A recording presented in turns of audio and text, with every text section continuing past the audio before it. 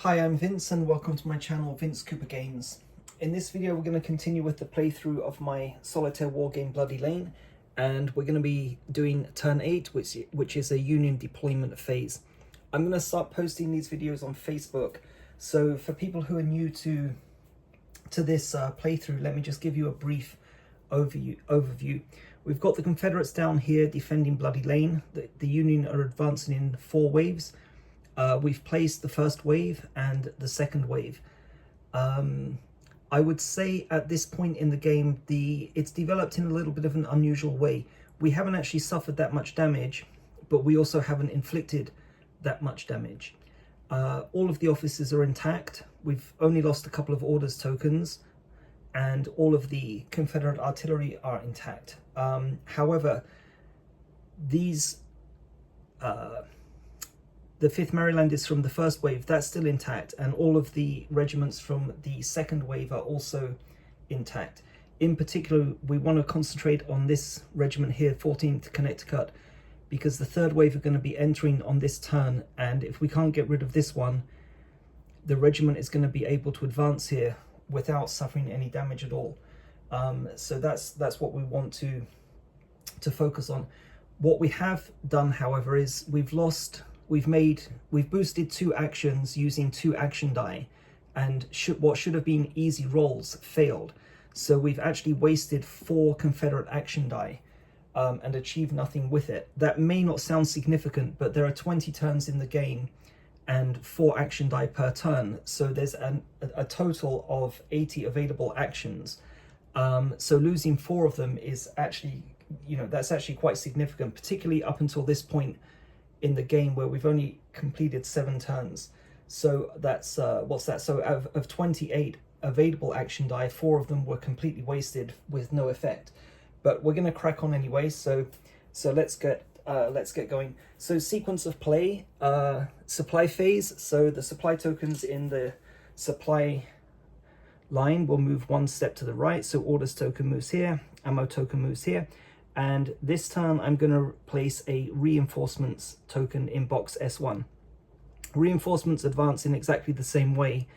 And when the reinforcement token is resolved, it gives me 3 points of cohesion to distribute however I want amongst the Confederate regiments up to their maximum cohesion value of 5. So that's all we need to do in the Confederate supply phase. So let's move on to the reset Confederate artillery phase. The Confederate artillery is already reset. They have artillery ready tokens attached, so we can skip by that. Confederate artillery phase. So choices are fire against the Union artillery or hold fire and take no action. If we fire against the Union artillery, that will provoke Union counter battery artillery and they will attack the Confederate artillery. If we choose to hold fire, the Union artillery here, Tompkins Battery and Tidball's Battery, will instead direct their fire at the supply line. So I'm going to hold off again for another turn. I'm taking a bit of a risk here because we want the ammunition and the reinforcements to get through, but the Union artillery is superior, so I don't really want to get into counter battery fire at this stage. So we will choose to hold fire and we move on to the Union artillery phase. So because we held fire, the Union artillery will direct their fire at the supply line.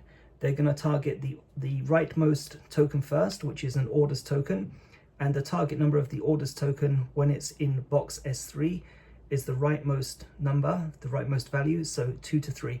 So there are 3 attacks from Tompkins and always 3 attacks from Tidball.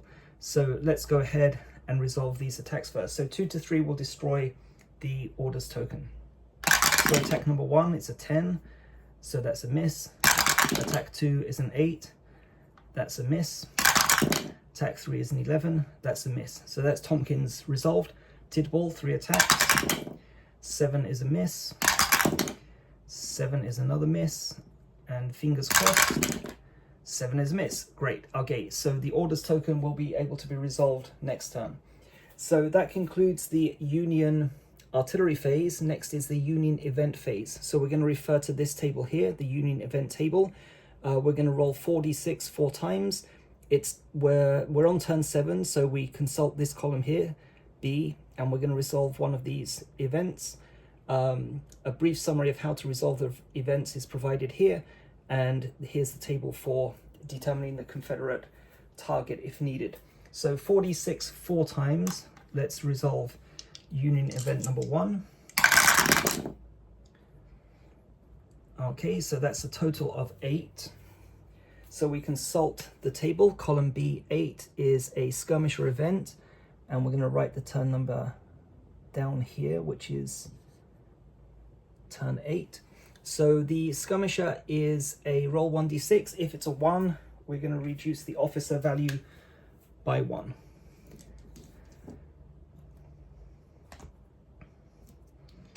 And we get a 6, so no effect.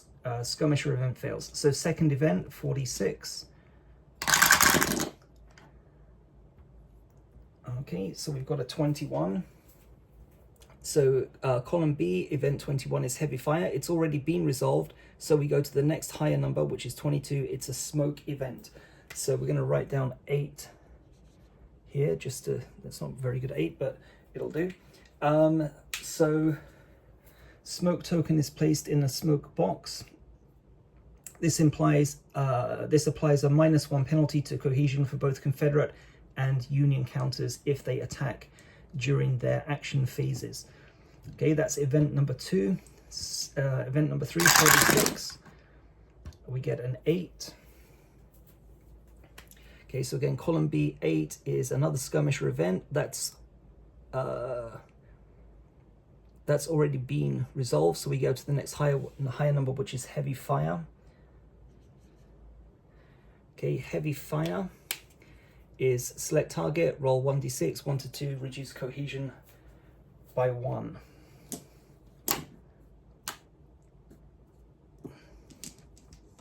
Okay, so we're going to roll to hit first, just to save a little bit of time. If it's successful, we'll determine the Confederate target. So 1 to 2, 5 is a miss, so the heavy fire event fails. And event number 4. Okay, that's a 19. 19 is a skirmisher event, already resolved. Next higher number, next higher number, next higher number. So we go down here to 23, heavy fire. So same thing, 1 to 2 will inflict 1 cohesion point loss on the target Confederate counter. And we get a 2. Oh dear. Okay, so that's a successful hit. So we're going to roll to determine. 1, 2, 3, 4, 5. 6 is a reroll, and we get a 5. So 30th North Carolina takes a hit. Their cohesion is reduced from 5 down to 4. However, overall, not such a bad Union event phase. So I'm going to stop the video there for now. We'll pause it and come back in part 2, and we will resolve the Union action phase in part 2. So come back in a minute.